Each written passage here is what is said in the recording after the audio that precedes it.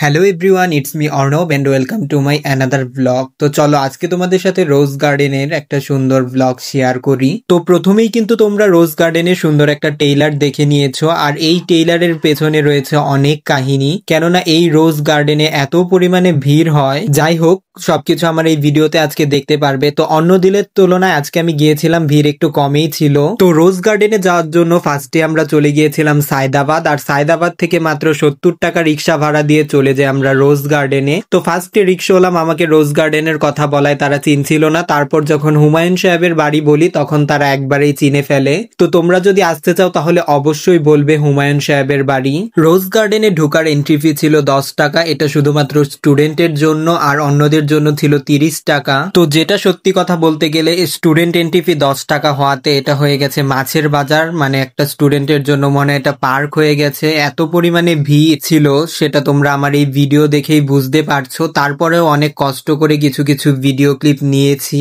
তো আজকের ভিডিওটা আমি এখানেই শেষ করছি। ভালো লাগলে অবশ্যই লাইক কমেন্ট শেয়ার করে দিও।